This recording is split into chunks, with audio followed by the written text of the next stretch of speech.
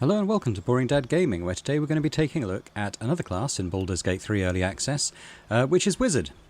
Now, this is quite an interesting one because in Patch 8 they released Gnomes as a race, and actually, I feel like they could be pretty good wizards. I think, often people might talk about the High Elf or Half Elf as good wizard options because of the dexterity and intelligence they bring, but in fact, I think is it the High Elf, they have Dexterity 2 and Intelligence 1?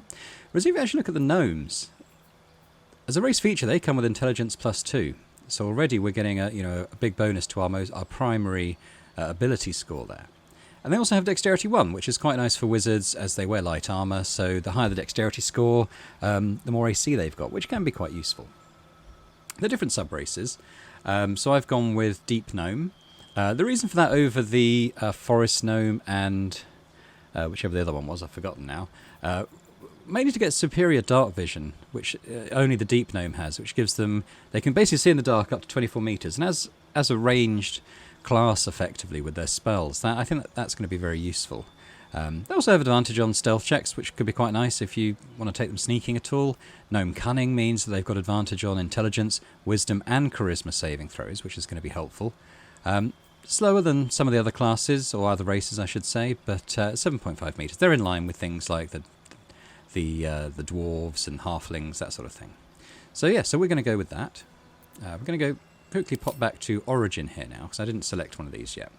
I think probably the main ones you'd be looking at would be something like Sage, so you get Arcana and History proficiencies, or probably maybe someone like Noble as well. You might get Persuasion proficiency. I'm tempted to go for that actually, because Persuasion is going to, as the sort of lead character, as the face of the party, Persuasion is going to be quite useful when we're talking to people and trying to get them to do what we want them to do. So we talked about race, we talked about origin now, appearance is fine. Let's go to class, we've selected Wizard. So here we get to choose our spells. So let's work through these. In the cantrip selection, something like Firebolt is pretty nice, and I think that can scale with level as well, although I'm mainly basing that on Solasta, which is also based on the 5e rule set. But really, as a cantrip and as a decent damage dealing spell, this is going to be our main damage dealer probably.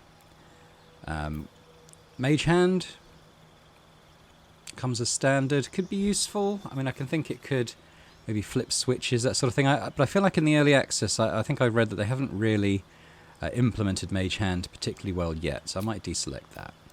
And Ray of Frost as well. We'll leave that for now. Let's see what other selections are. Acid Splash. Blade Ward could be useful if things are getting up close and personal with us. Might be nice to have a bit of protection there. Shouldn't need the Dancing Lights because we've got the Dark Vision.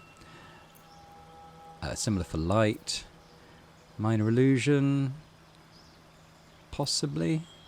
Poison Spray could be good. That's more of a melee type spell, but enemies are going to try and run up and attack us, so that could be a good way of dealing with them. I guess it's a choice of that or Shocking Grasp, really, isn't it? But we'll go with that. And we can have Ray of Frost as well. I feel like that reduces movement speed as well. And I think it can freeze things like puddles and grease things. So that might be quite a good one just for creating some frozen surfaces. So let's leave those. Go into our spell selection here. We've got 6 chosen for us. Mage Armor is probably a standard go-to just to keep yourself protected. Fog Cloud, I'm not as fussed about that. Grease is quite nice just for controlling the battlefield a bit more. Thunderwave is cool. Because you can shove people off, cliffs or drops or whatever with that. And later on we'll be getting a feat or an ability that means that we can cast this with impunity and not harm our other party members, which is cool. Sleep's good. Witch Bolt I quite like as well because you can reapply that. So I think possibly in place of the one we took away, maybe we'll just add Magic Missile, which is a good go-to, I think. Yeah, we'll leave those. Now prepared spells.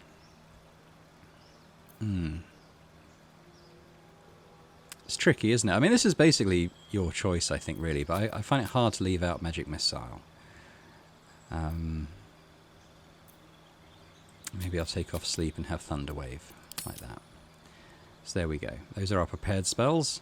Arcane Recovery means that once per day, so once per long rest, we can replenish a certain number of our expended spell slots, which is quite nice.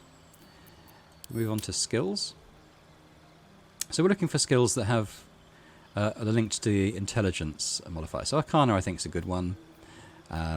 Investigation, again, is intelligence based. I think that's that or insight, although our wisdom is going to be lower than our intelligence. Let's just go with that. Now we come to abilities. So our main ability, as we said, was intelligence. We've got that up to the maximum already. It would be quite nice to have a little more wisdom for things like perception checks and that sort of thing. We do have, as we're known, we do have advantage on the saving throws already, but maybe we'll take a little bit of hit points off and add them to wisdom. Charisma with a +1 is nice because of, just talking to people and convincing them to do stuff. 14 is probably okay for dexterity. Got the +2 modifier. So I feel that's pretty good. We're maxed out of our top ability score there. I guess one thing to point out with Wizard is that fairly early on within the early access, you can get hold of an item that raises your intelligence score, and I can't remember what it raises it to. But I think that with Wizards there's a theory that you can sort of go in with a low intelligence score, bump up your other abilities, and get that item, wear it, and then your intelligence just comes up anyway. But I'm not going to do that for this build. I'm just going to put it out there as a possibility that you might be able to do if you want to. I haven't got the... Why can't I venture forth? What am I missing? Oh, I've still got one attribute score to spend. Where can I put it? But it's not going to change the ability scores of anything really. But let's put it into Constitution because I don't know, maybe that will mean more hit points. I'm not sure. There we go. So when we come back, we're going to have a look at this character leveled up to levels 2, 3 and 4, and then we'll have a look at how he appears in combat. So here we are at level 2, and here we get a choice of our subclass. There's only 2 in the early access. I think it's likely they'll add quite a few more. Certainly more for the full release, but for the moment we can choose between Evocation, which is basically doing damage with elemental type spells, and Abjuration, which is more of your sort of wizard Swiss Army knife, I suppose. So like summoning wards, banishing enemies, nullifying magic. So more of a team player, I suppose. But I'm going to go for the Evocation build because I like blowing things up with spells, and that's what I'm going to do. Quick look at the subclass features. Evocation Savant, so we can learn spells from spell scrolls. It halves the cost of doing so. I think every wizard can do it, but we can do it for 25 gold per spell level. So in the early game, quite expensive. I imagine as the game goes on, you'll be able to do that fairly easily. And sculpt spells. And this is what makes the wizard class interesting, is that you can create pockets of safety within your evocation spells. Allies automatically succeed their saving throws and take no damage from these spells. So imagine later on in the game, I don't think we can get Fireball. In fact, I'm pretty sure we can't get Fireball in the early access. But imagine later in the game being able to throw a Fireball into a group of enemies and allies and only damaging the enemies. And all the party members take 0 damage from that attack. So that's pretty powerful. Even things that we can cast, like Thunder Wave, for instance, we can have, Lae'zel or whoever can be fighting a goblin on the edge of a crevasse. We can cast Thunder Wave and shove the goblin off, and it won't affect Lae'zel at all. So yeah, pretty cool. That's just something you get automatically. It's a really nice take and makes the wizard class pretty interesting. Level 3 now, and we get some more spell slots, which is quite nice. We can take some more spells, so let's have a quick look at those. What's it giving us? Invisibility and Misty Step. Misty Step is good. I like Misty Step because it can get us out of trouble.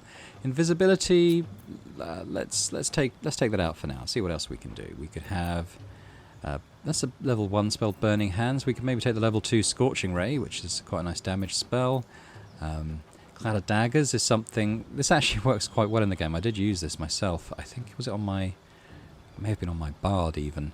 But you conjure a cloud of spitting daggers that lasts for 10 turns. Anyone inside the whirlwind takes between 4 and 16 damage every single turn. So if they try and leave it, they'll take the damage immediately. It's kind of cool. Tempted to take it. Let's take it. But there are lots of other interesting options. And the good news is that we're going to be able to take a good number of these. So let's look at our prepared spells. I actually didn't look at the spells at level 2, did I? But it gave us Featherfall, it looks like, and Ray of Sickness. So, yeah. But we can prepare 6 spells. So I definitely want to take Misty Step and Cloud of Daggers. So what do we take out? Possibly Sleep. I do like Witch Bolt.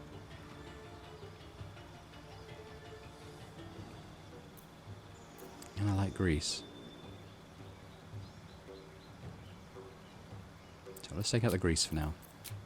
But again, this is going to be totally your choice on your play style. There's no spells that are, you know, flat out better than others necessarily. It all depends on what you want to do with your class. So this is just what I'm picking. Feel free to pick anything else. And here we are at level 4. Again, we've unlocked extra spell slots, and we can change up the spells that we've got learned, and we can improve them here. So let's just take a quick look at these. So cantrips wise, maybe we'll take Chill Touch. We can do it to undead creatures. Also get a disadvantage on attack rolls. That could be quite useful. There are some undead enemies in the game. Spells. Level 2s, again, it's given us Mirror Image. I don't know about that. Don't know about the Acid Arrow. Crown of Madness is interesting. It can make enemies attack the creature closest to them, even allied ones, which is not bad. Flaming Sphere can be good. You can actually move the sphere around as well. And it can't be damaged.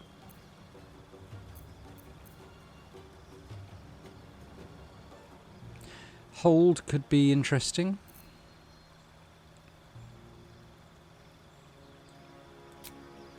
Maybe Shatter.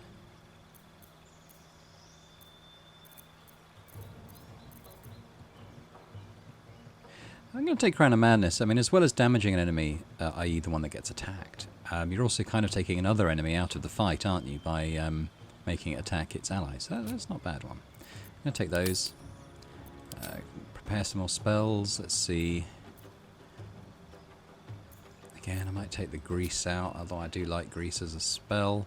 And we're going to add Crown of Madness in. You want a decent mix of level 1s amongst the level 2s, because you know, you've got more level 1 spell slots than level 2 spell slots. I think we're also going to take a look at doing the ability improvements. So it's given us Constitution and Intelligence. Intelligence is the big one, gets us from 8th, to 18. So moving from a +3 modifier to ability checks to a +4, which is pretty good. The question then is what we do increase. It's given us Constitution, which isn't a bad shout, because we were 13, so we only had a +1 modifier. Whereas if we take it up by 1 to 14, suddenly it's gone up to +2. Everything's even then, so we're kind of making the most out of our ability scores. I think we'll leave it like that. I mean, if you felt like putting into dexterity or strength just so you're carrying more, I think that would be fine. I don't see a big issue with that. But yeah, that's the way I'm going. So when we come back, we're going to try him out in a fight. Okay, so here we are on board the Nautiloid still. We've got the battle at the end of the tutorial area to do. Lae'zel is with us. I'm mainly going to use her as a bit of a meat shield to keep the heat off us. I'm not going to attack with her, but we're going to see what the wizard can do. So we've got 2 enemies here. I'm actually going to try out the Crown of Madness spell on... it must be a humanoid, so I can't target either of those then. So instead, let's put the Cloud of Daggers here on this Lesser Hellsboar. And see what it does. It has killed it instantly. Okay. Right, okay. Well, it would have taken damage each turn anyway, so that's cool. We can't really do anything else. Back to us. So we don't want to be using a spell slot up every turn, especially that was a level 2 spell slot. One thing to mention with the wizard is that your spells are restricted by the spell slots you have. You don't have to learn multiple versions of the same spell in order to cast it multiple times. And you can also cast the lower spells at a higher level, I think.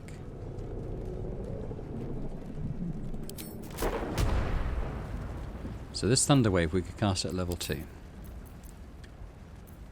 If we wanted. But we don't. We've got a 6 hit point imp here, so what I'm going to do instead is use our Firebolt. And we're going to see if we can kill it. And despite having a 95% chance to hit, there's a miss. It happens. So let's move on. We're actually in melee with this imp now, so let's try... What do we get for melee? Probably, was it this poison spray?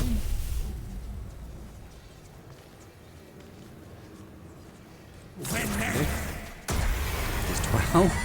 Cool, okay, so that was good. We'll move him up a little bit. This is a ranged imp, so I don't think it's going to try and get in melee with us.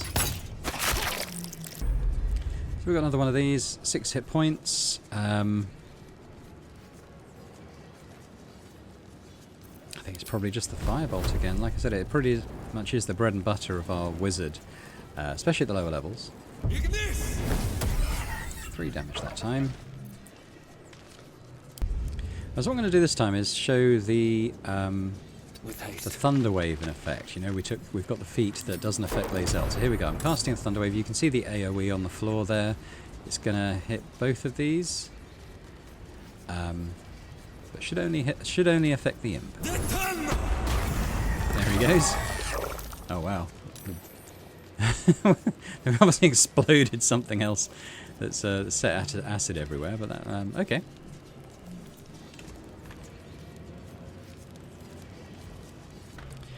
Okay, I didn't have that on record because it wasn't my turn, but it was quite spectacular, as you can probably tell looking at the floor. What happened is this Commander Jolk, he's got a sword that does fire damage. He attacked and missed, but he hit the puddle of stuff that we spilled on our Thunderwave attack, and it just ignited this area. He got blown up, he went flying, he had to come back. Lae'zel got blown up, I got blown up. So here we are. She's on 2 health. I'm going to have to take a health potion. She can't do anything. Not quite sure why. Ah, the jump's a bonus action. I think she just has to run through the fire then.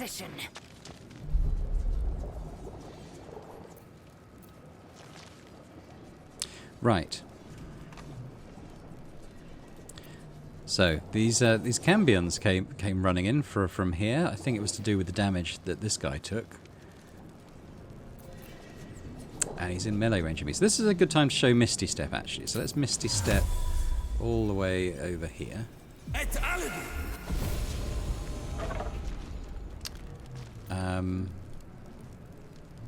was going to try Crown of Madness, but I can't because none of them are humanoids. So instead, let's...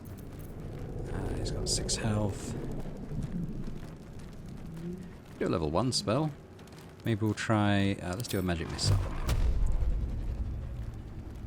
1, 2, 3. All 3 at him. Massive overkill, but that's fine. So let's move. Try and get away from these Cambion that have come in.